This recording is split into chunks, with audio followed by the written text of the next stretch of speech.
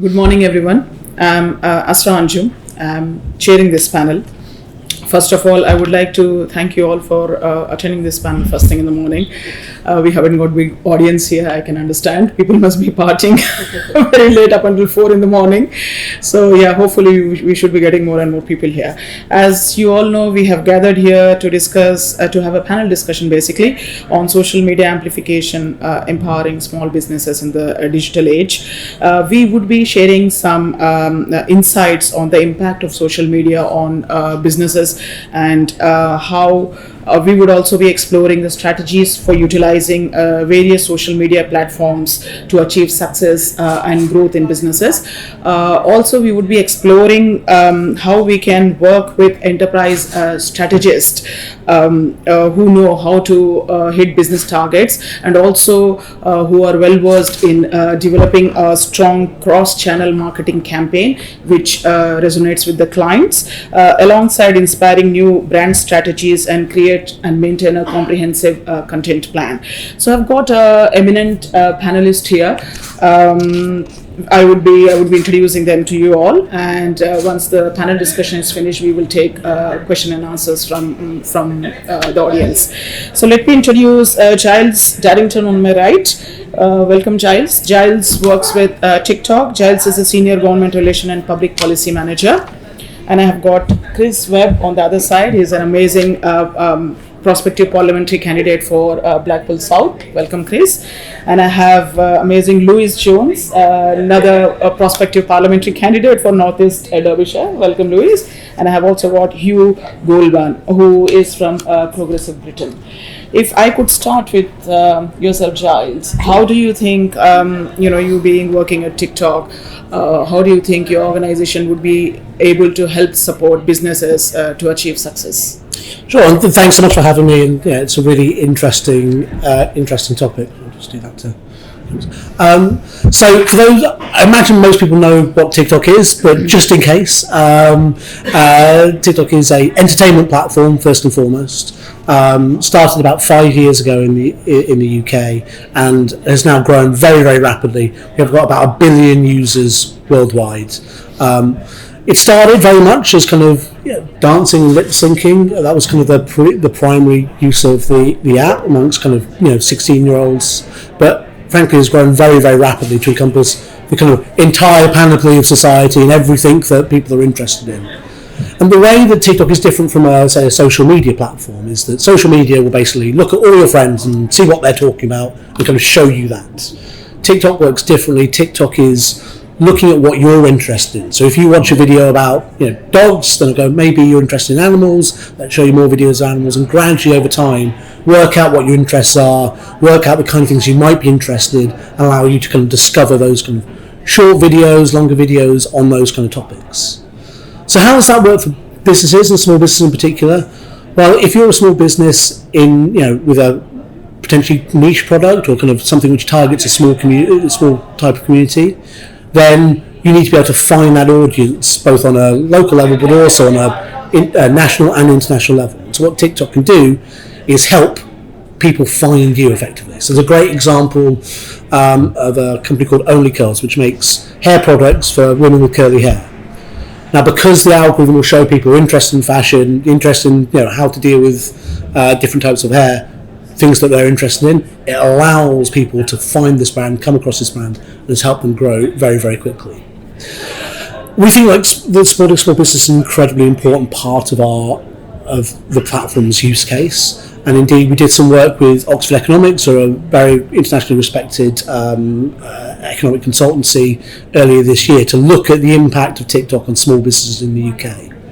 And what they found is that in 2022, using TikTok, either by advertising on TikTok or by producing content, free content that was uploaded, created about £1.6 billion of additional revenue for small businesses in the UK and created about an extra 32,000 jobs across the country, 78% of which were outside of London, where small businesses exist.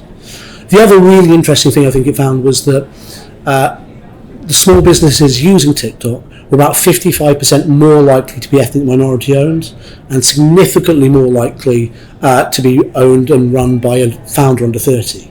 So I think one of the things we often see when it comes to small businesses is, the barriers which are there, kind of historic and kind of cultural and social, make it very hard for people to kind of go and get bank loans and those kind of things. Whereas a lot of the creators we see on TikTok, small businesses, started by literally, picking up a camera and going, I've got a good idea, or I've got an interesting product, filming stuff, it's gone viral, and then they'll be able to build the business off there. And there's some great examples of the use of TikTok by small businesses. So there's a great sweet shop in southwest in Devon, where so old family-run sweet shop, but they basically it was taken over by the son. They're called So Sweet, and he got a message on TikTok saying, "Well, can you film yourself packing my order because I'm interested in the process?" And so he filmed it, got a huge number of videos, and now every single order they fulfill, they film, and they're getting thousands of orders a week. They've now got 17 sweet shops across the southwest region, and be able to use that to kind of grow both the physical business and the digital one. And I think those are the kind of things we can do. We've also seen, there's an urban tandoori in Bristol, which literally they film parody videos of every single pop song you've ever heard of. They're very odd, but they literally have 1.1 million views a time. And you have people coming from right around the world to visit this restaurant because they're interested in it. The final thing I'll say is that TikTok's a very active platform. Our users are very active off the platform. So what we find is that if someone sees something, they go, I like that, I will use that. So increasingly you'll find people turning up to a town centre going, I wonder what's good here, I wonder which restaurants are good, I wonder which shops are good, searching for them and finding things they can go and do. And it's not always just people on the platform themselves. So my favourite examples is from up in York. There's a place called the Yorkshire Ghost Merchants, which sell these kind of slightly weird like porcelain ghost figurines. And there are a couple of big creators who happened to go there, liked it. It's a very atmospheric shop in the middle of the shambles, if you know it, in York, so in the old town of York. And the next October, during York Ghost Week, there was a 3-hour-long queue outside the shop, all driven by TikTok and people coming because they'd seen it online. So that power to drive something to a much wider audience than you could do if you were just focusing on hyper-local areas is, I think, really important for small businesses.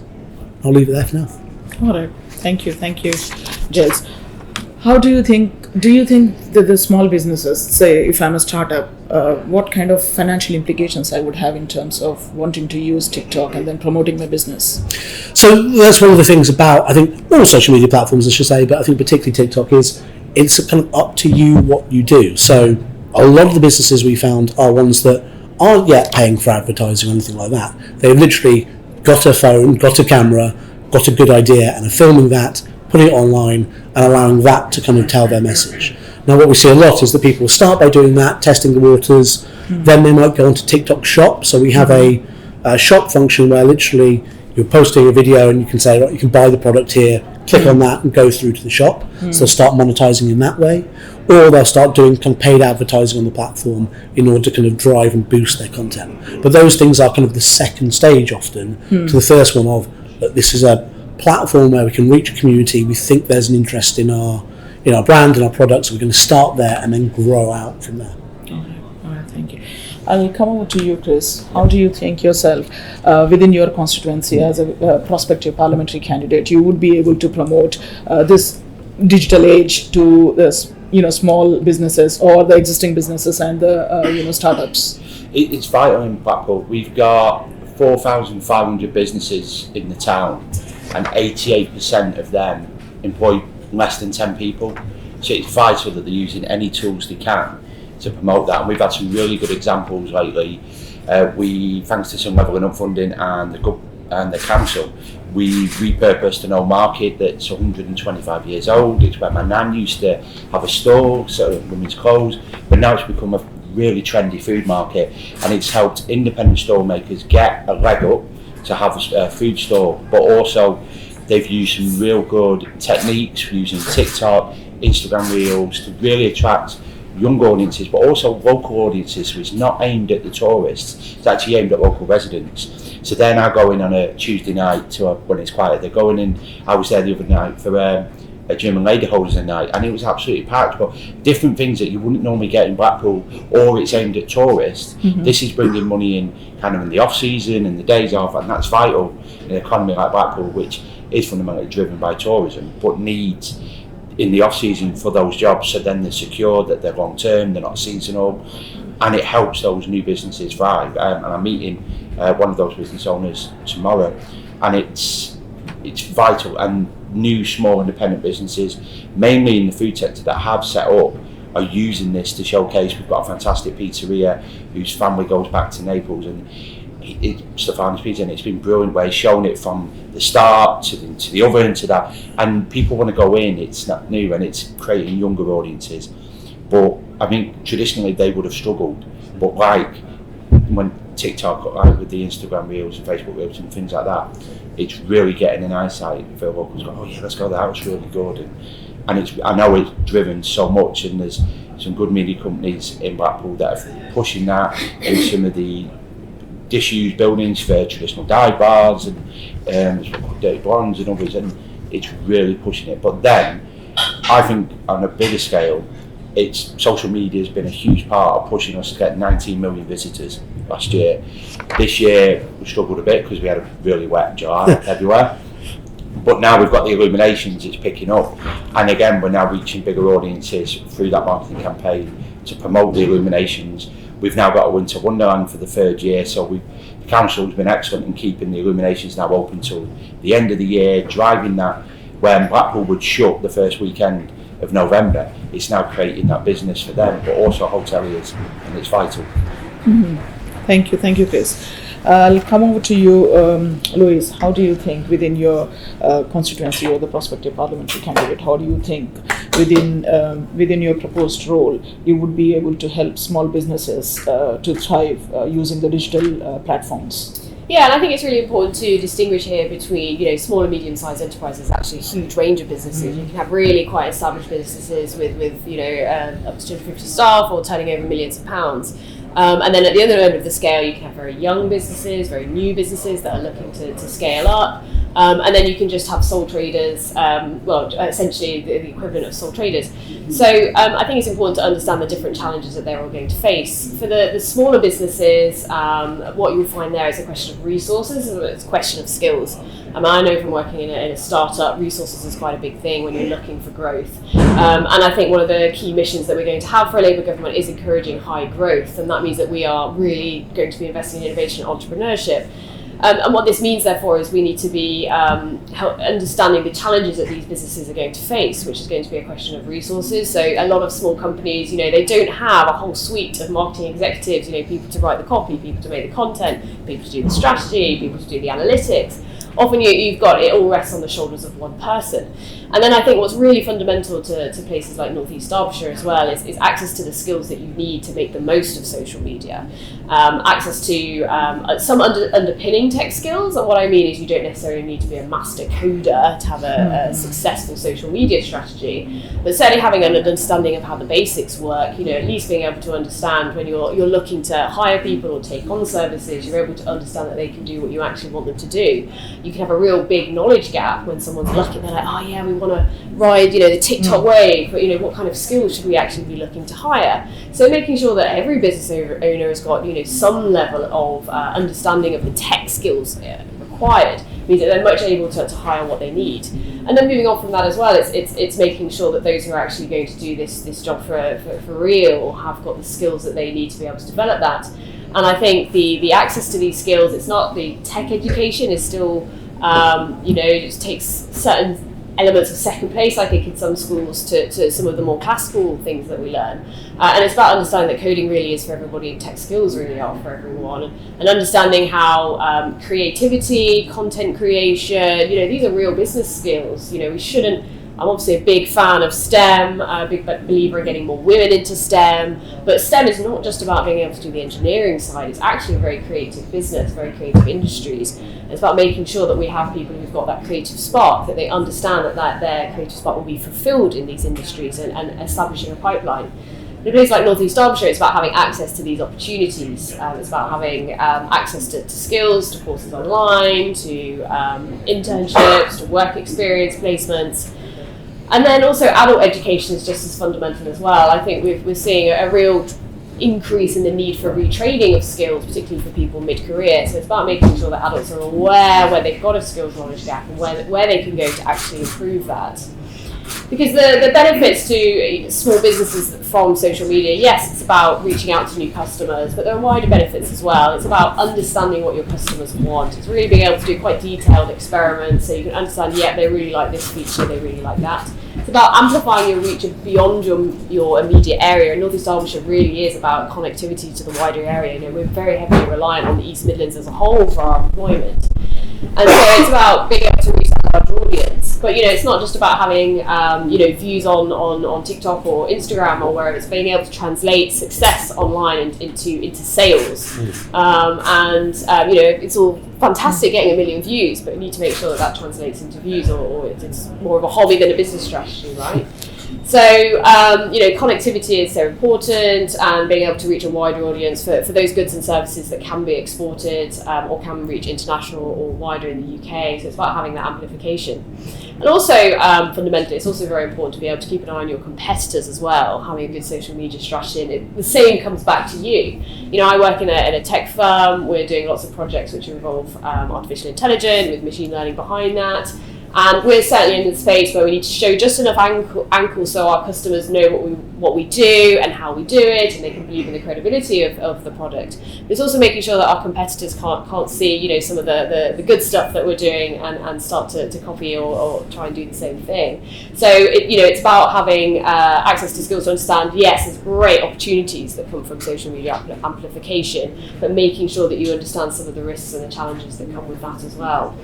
And so this retrench that we need to have and this understanding, I think we can't necessarily just leave it to people getting interested in what makes viral content. You know, there's a whole business skills area around here that we need to take a look at. So yeah, that would be my view. Oh, all right, thank you, Louise. But how do you think councils would be able to support, the skills knowledge gap for startups in terms of, getting there or having that, the computer skills, like you said, to go there, to use some people who would have smartphones may not even know how to use TikTok or Instagram or how to basically, put your business down there or advertise your business down there. So how do you think councils would be able to help those kind of, how do you think councils would be able to fill that gap for small businesses?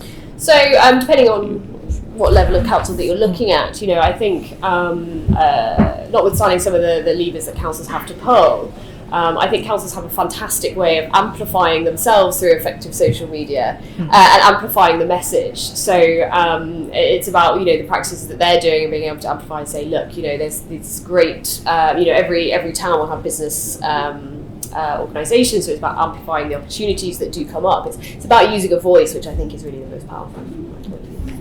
How do you think councils would be able to support small businesses or startups in terms of filling that gap of knowledge and skills?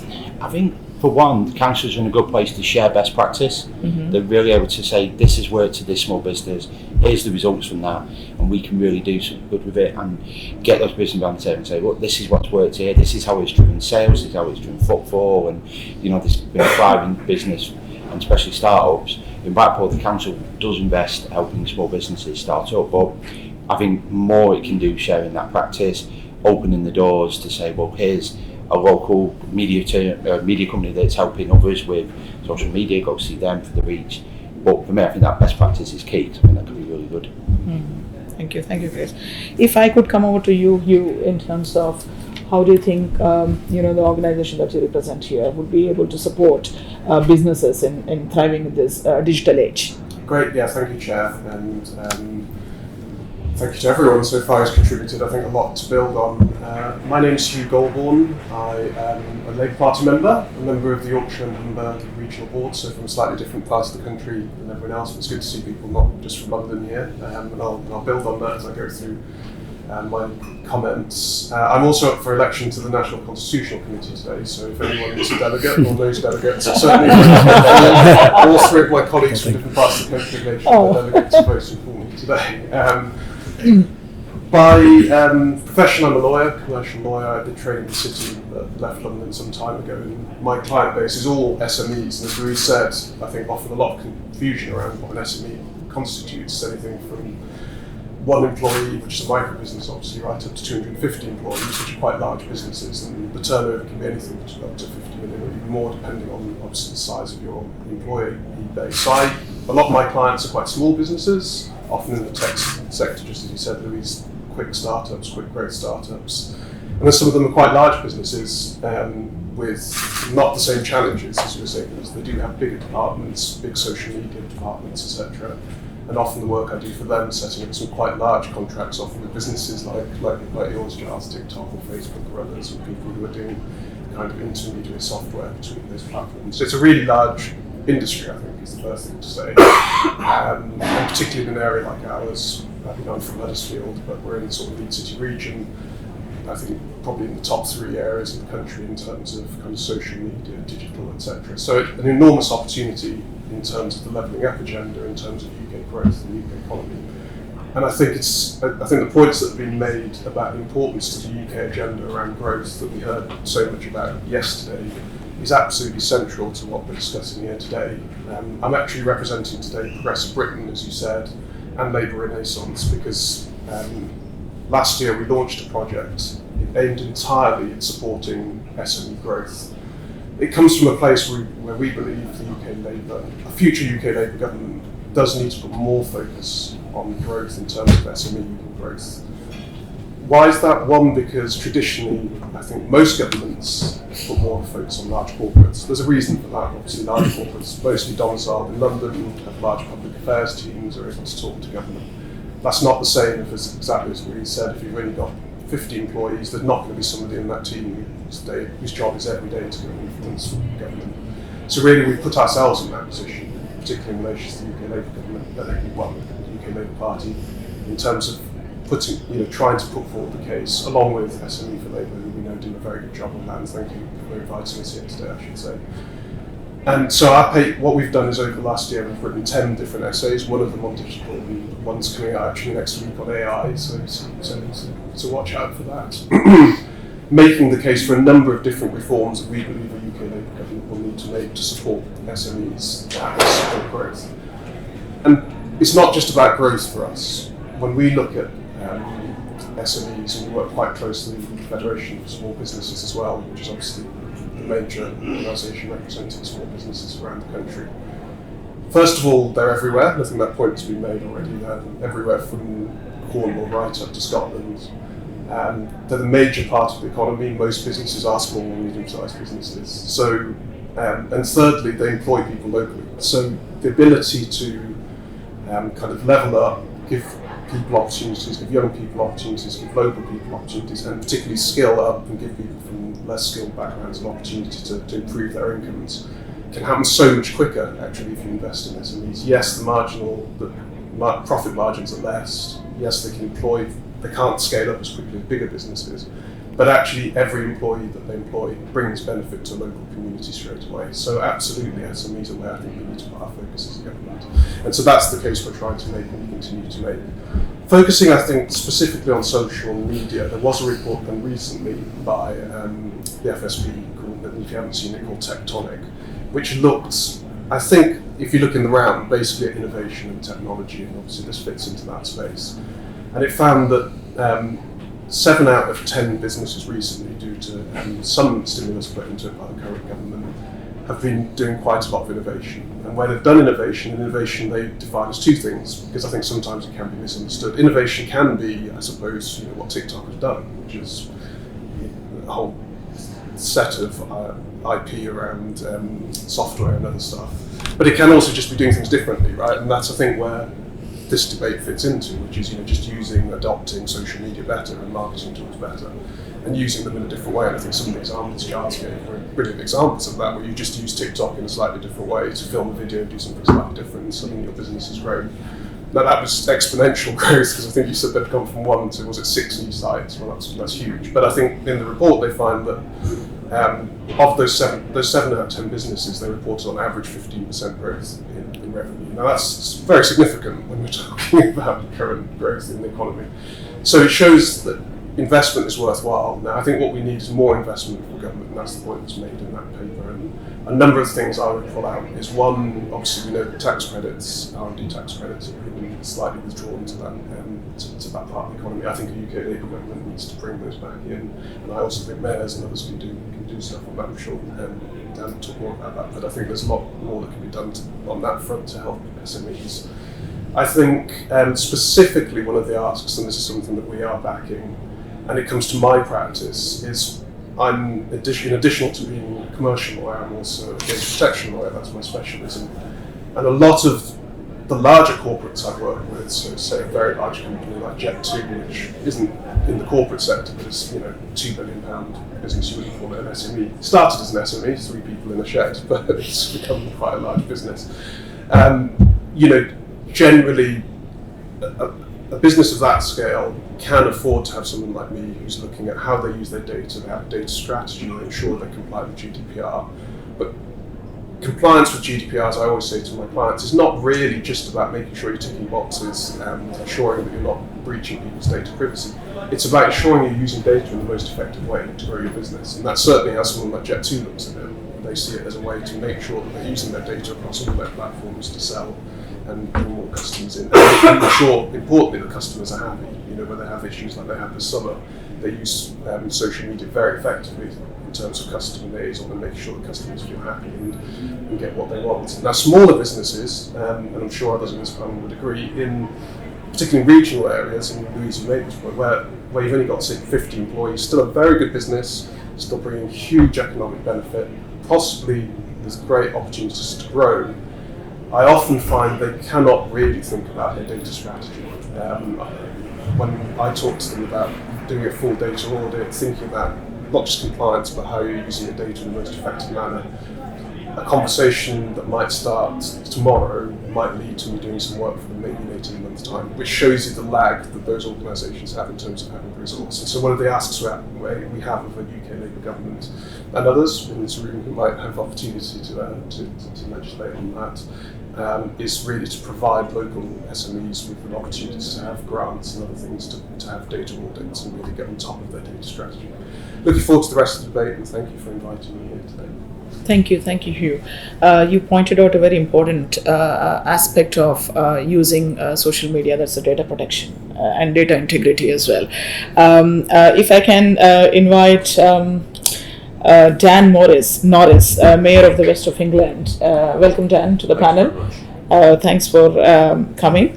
And if you could, throw some light on the amplification of social media and how we can use social media to help support small businesses or startups, within the perspective of what Labour government is proposing at the moment for small businesses. Well, look, I'll start by saying, first of all, thank you very much for inviting me. It's very interesting to hear what I've heard so far, and I do concur with much of what's been said. I think I'd start going back a little bit to very basic things. One of the things that's very interesting I discovered as the Metro in the West of England, by the way, do come to the West of England, Bristol, it's Bath, it's all beautiful places outside. Fantastic place to spend your money. I have to do that as my job now. It's the birthplace of J.K. Rowling, who I went to school with, also Mary Berry, who I didn't go to school with, and maybe Banksy, who I don't know if I went to school with or not because he's anonymous. So we'll find out, I guess. So look, what I'd say is that what I'm realising, especially with a particular group of small and medium enterprises, is that they are so busy running their business, they do not have the time to deal with anything, even social media. And so a lot of my job has started to be simplifying stuff. So for example, I'm very keen that small businesses are able to deal with the challenges of the huge energy costs at the moment. That is a real problem for them.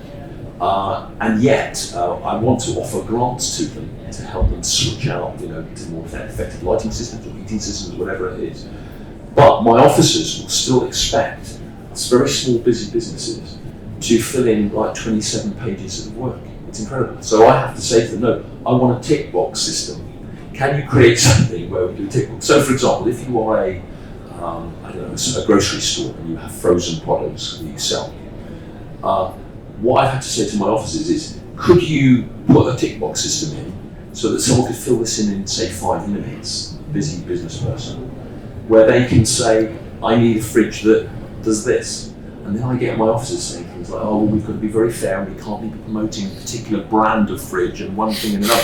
It is absolutely crazy. So I want people to understand that actually the bureaucracy that's currently in that environment is huge.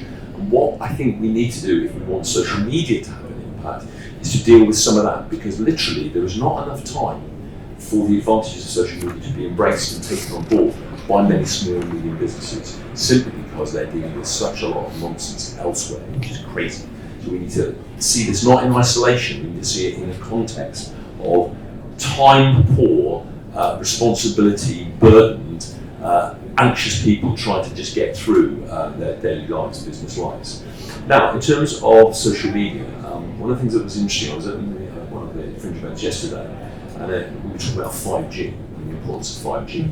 Now, I don't think that actually will have a big implication for your mobile phone, but I think it does have a big implication for business and industrial uses. Autonomous vehicles, for example, that will drive without a driver, and so on and so forth. And so what I was sort of saying in that debate was, well, I think 5G is important, but what I'm also aware of is that while you might be connecting with an awful lot of people, I still have trade unions reporting to me that there's been a huge increase in the number of interviews that are undertaken over the internet now for jobs, but a huge number of people don't even have a laptop. So you can 5G things, but don't assume that is doing the kind of things that you want it to do. And also, it's about recognising that there is more, what's the word I'm after? Digital, I'm trying to say that you can't necessarily get access to digital stuff, but that also applies in other ways. You could be excluded, that's the word, you could be excluded in other ways. So geographical exclusion is huge in my region. So, in the urban areas, there are particular challenges, but in the very rural areas, there's literally, you are miles away from anybody or anything else. So that needs to be taken into account. And if we are going to include everybody, and we're going to use social media and other forms of technology to help with that, what we've got to do is target that to places where there isn't involvement now. So if you're excluded because there isn't a bus service, or you're excluded because there's a taxi service that's only on Saturdays or something like that, so you're already cut out from the mainstream of society, we should be making sure that social media and other technologies associated with that are targeted to those places, because otherwise you get a double whammy of exclusion. And what we want is to be, as a Labour Party, I would argue, making sure that everybody is connected in some form, and social media could be the answer, provided the technology isn't just assumed to be the highest tech, that it's also embraced by the regular tech, because there really is exclusion in that way. I think I've said quite a lot.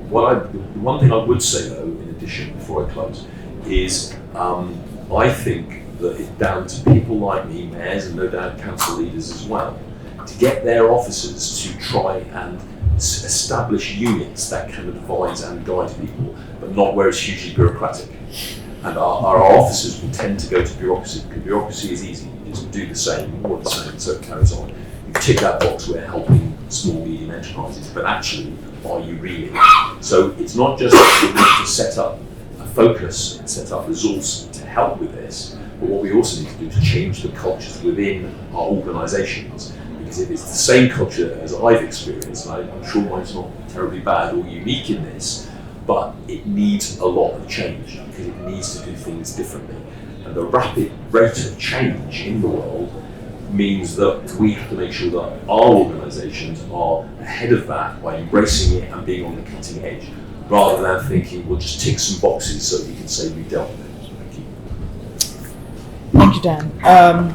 How would you respond to that, Giles, in terms of resource gap, and also in terms of skills and knowledge gap, and also in terms of geographical exclusion for small and small businesses to have access to these platforms, basically? So I think there's a lot of really interesting things there. I think there's a couple of things I'd say. So first of all, what we see on TikTok is that just a range of small businesses and how they've kind of come to use the platform is very, very different. So to give you an example from Bristol, in fact, there's a woman called Eva Malley who literally was just on TikTok. She's an artist, she did doodles and stuff like that. And people started saying, well, where can I buy these? And she was like, oh, okay, hold on. I hadn't thought about myself as a business, then started growing, now employs a couple of people, and the challenge for her has not been the finding an audience for the product, it's been, suddenly I'm running a business, and actually what I need is, I've never had to file a self-employed tax return, I've never had to do any of these things, bugger help, and that's kind of the things that where I think both us as a platform, but also places like councils can indeed cut through bureaucracy. By the way, those kind of people, particularly kind of younger people, don't deal with bureaucracy. They're very used to short form TikTok, fast. So actually, the ability to go, I just need somewhere I can get a bit of advice, a bit of help. There's also a side, by the way, for TikTok where we can be helpful with some of that stuff as well. So Learn on TikTok, which is one of the kind of hashtags on the platform, has about 700 billion views of videos across sort of everything in the world, from how to boil an egg through to how to file a self-employed tax return. So actually there's a little bit of kind of symbiosis, and I think actually increasingly councils and indeed government, central government. No doubt something where you can boil an egg and do a tax return. Exactly, if you can't multitask. How do you kind of get the information to people's hands? Because I think one of the real challenges, we see this both in politics and across the board, right, is if you're under 35, you don't watch terrestrial television, you don't read a newspaper, you're not engaging with gov.uk. Actually, you're on TikTok, you're on YouTube, and those kind of platforms. So kind of services need to be where the audience is, as much as kind of expecting the audience to come to them. So that's the first thing I'd say. The second thing I'd say is there's also a responsibility for platforms like us to help businesses kind of understand digital and understand fast-moving digital. So one of the things we've done at TikTok is we partnered with a really great charitable organisation called Catch22 to run a programme where we're effectively taking NEET, so kind of young people, non-education trading point, but all who understand TikTok because it's kind of part of their lives, and placing them with art centres, cultural institutions who desperately need the ability to do kind of social media and those kind of things. Going, right, this is someone who has those skills that you don't even know what you need, but we've given these people some basic training on job readiness, and then they can come and help you do those kind of social media stuff to kind of deal with exactly the problem you mentioned, Dan, of we've not got time to think about it. And actually from there they can expand, they can either kind of go into a permanent job or kind of help them reshape their digital strategy. So there's kind of a symbiosis there as well. I think the very final thing I'd say, is on the kind of rural exclusion. One of the great things about all internet technology, but I think particularly kind of social media entertainment platforms like TikTok, is they can be kind of pan-regional. So farming talk is massive on TikTok because there are people interested in agriculture, there are people interested in that kind of stuff. Dare I say there are certain farming TV programs which have helped with this, people called Clarkson, for example. But actually we see a lot of, some of our biggest creators are people who live in rural areas who are literally going out every morning and showing what it's like to run a farm and telling those stories, getting people interested in that as a career, but also understanding the importance of protecting our natural heritage and all those kind of things. And so telling the story of communities where people may not be going, may not see them, and understand why they're important to society. It turns out people are actually really interested in that stuff as well. Okay, yeah. Thank you. Thanks, Giles. Okay.